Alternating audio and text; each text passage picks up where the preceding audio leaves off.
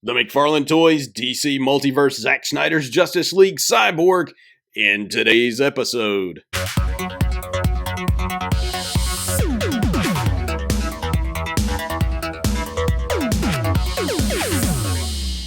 Hey DC Collectors, welcome to a brand new episode of the show. Today we're taking a look at the McFarlane Toys DC Multiverse Justice League 2021 Cyborg figure based on the likeness of Ray Fisher. Now before we begin, if you will, hit that like button, hit that subscribe button, and share this content. I sure would appreciate it. Now, let's get on with this review of Cyborg. Like always, we're starting off with a look at the packaging. As you can see, nice window box featuring the actual action figure you get, one accessory, and a couple of different things back in the back. Back of the box features a look at Ray Fisher as Cyborg, which was some concept or promotional art for the movie, along with a few other figures that you can get in this set. Right side of the box, left side of the box, top, bottom. Alright, with that out of the way, let's break him open and let's play! So here is Cyborg out of the package. First, let's start by taking a look at the accessories. First up is this trading card featuring promotional photography of Ray Fisher as Cyborg in Zack Snyder's Justice League. Back of the card features a little bio about Victor Stone, aka Cyborg, so if you want to pause, read. Like every DC Multiverse figure, we get this black disc base with the DC logo and one peg. Finally, he comes with this cool hand cannon like you've seen. This is the weapon that he uses to shoot Superman when Superman's revived. Spoiler alert, in Zack Snyder's Justice League. Basically, his fist transforms into this, so you can easily pop the fist off. I hope easily. You can see a little hole right there, and pop this guy into place. Okay, so let's take a look at Cyborg, and I already see some issues that are just bugging me straight out of the package. And can you look and can you tell? It's this diaper. This diaper is, for as much as I complain about him, it's way too small.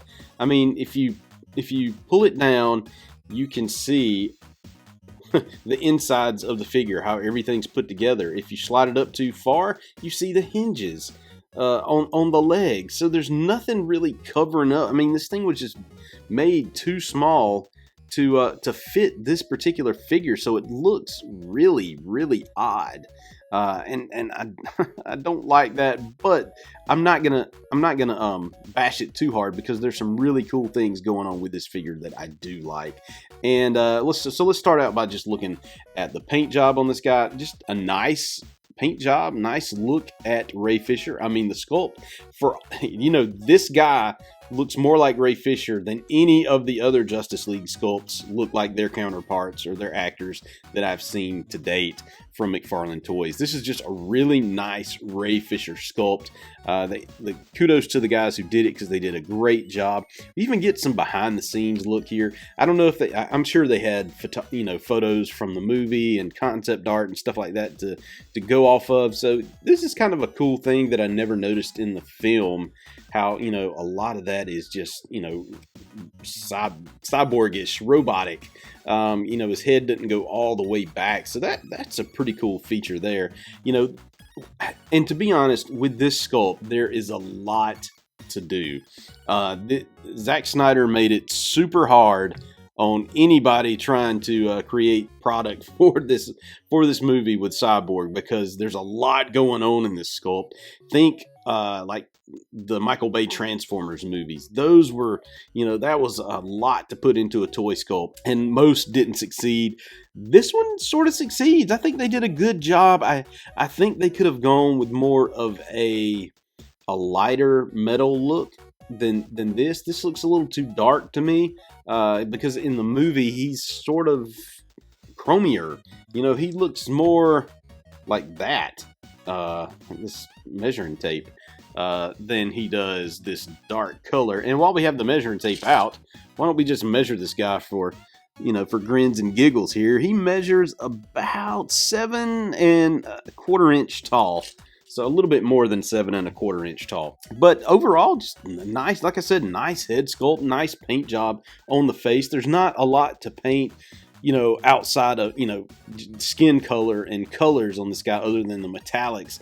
Of course, you got the red here from where you could see, I guess, maybe his heart or something beaten through there, and it's got the red light on it. But overall, just a really nice sculpt. The only flaw in this is the poor choice for the diaper that they put on him. That it just doesn't cover enough of the goings on of the action figure to really be, you know, it's like you get a look at inside baseball with this smaller crotch piece, because you can see a lot of what's going on inside the action figure, and I don't care for that because I want it to look like a really nice, you know, display piece on my shelf. All right, so now that we've looked at that, let's take a look at the articulation on this guy. Of course, his head is on a ball joint, so no, actually this head is not on a ball joint. Surprise, is it? I guess it could be. Yes, it is. It is. I'm sorry. It just didn't feel that way when I turned it to the side. But you can see he gets some great movement here. Just really, really nice. Look how far he can go up with his head. That is cool. That is really nice. As far as the arms go, you got this rubber piece here. This, you know, I call it rubber. It's probably plastic, but it's a soft plastic. So it gives right here. So if you want to go up and down, you can. He can go up and down pretty good. He's got butterfly joints, so you can see he goes back and forth there. Is there any bicep swivel? There is bicep swivel here. So that is pretty cool. It got kind of loose on me there. So no double jointed elbows here, but you can see the way it's got that little gear elbow joint there. This does not have the ball joint in the wrist.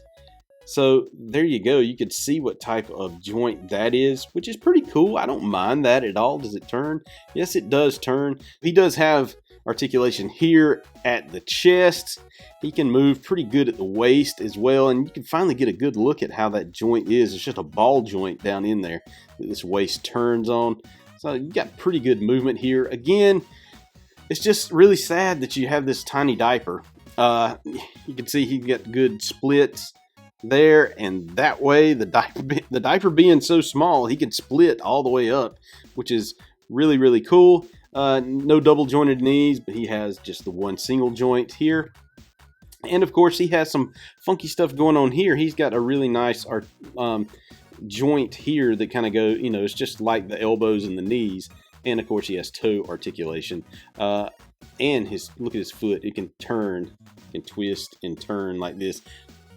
I'm all for McFarlane just going with this type of joint, going forward with every one of their figures. Come on, McFarlane, do it. Do it. I would be so much happier with the DC Multiverse line if you just did that. All right, so that is the complete look at the Zack Snyder's Justice League Cyborg action figure from McFarlane Toys. So, if you like what I'm doing, if you find this thing informative and helps you better prepare before buying these things, hit that like button, hit that subscribe button, share this content. I sure would appreciate it. Also, you can find me on social media at DCCollectors on Facebook, Instagram, Twitter, LinkedIn. You can find me on DCCollectors.com, where you'll have more pictures of this guy, more detailed pictures, and some information about the package and all that kind of good stuff to compare to other DC figures. All right, guys, that's it for this week. God bless.